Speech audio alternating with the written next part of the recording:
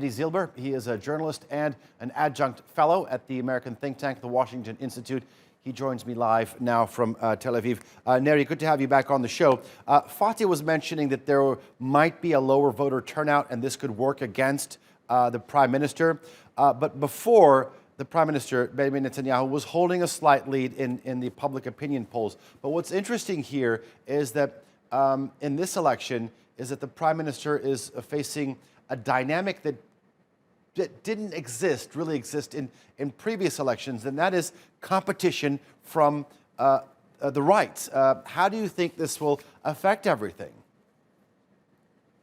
Well, that was Netanyahu's real Achilles heel going into this round, the fourth, we should remember, of the past 2 years, but as you mentioned, very different. He had defections from his own right-wing Likud party from his right. There was also one or two other pro-settler right-wing parties running in this election. The dynamic, though, of recent weeks is that Netanyahu has been able to, at least according to the polls, claw back many of those right-wing voters. He's used the scare tactic of these right-wing politicians entering into a coalition with left-wing politicians, creating a left-wing government, so to speak.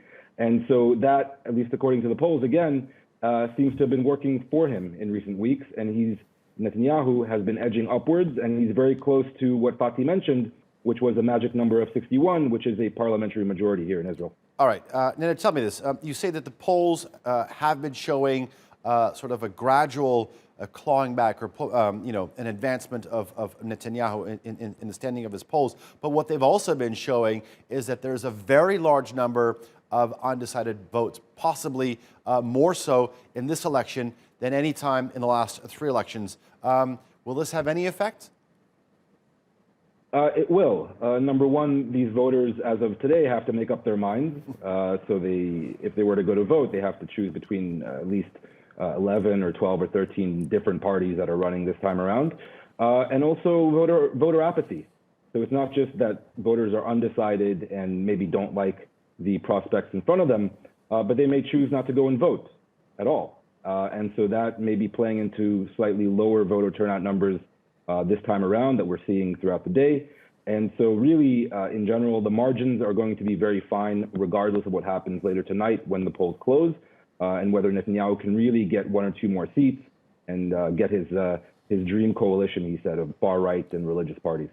There's a lot of unknowns, question marks still to be decided in this election. But one thing is for sure, that after the elections, the corruption trial against the Prime Minister will continue. There are a lot of potential plays here in terms of the outcome. But talk us through what happens after the election in this regard. Right. So literally 2 weeks after the election, Netanyahu needs to be in court. His corruption trial resumes in a very critical stage where witnesses are going to be called. And so it was important for Netanyahu to at least have the election prior to the stage of the corruption trial, which he succeeded in doing.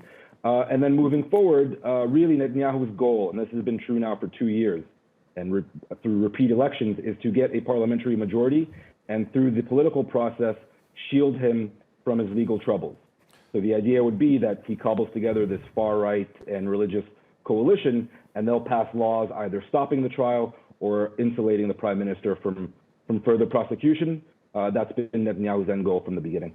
Neri, I know it's going to be a long night for you, and I wish you all the best watching the results very closely. Thank you very much for joining us here on the NewsHour. I do appreciate it.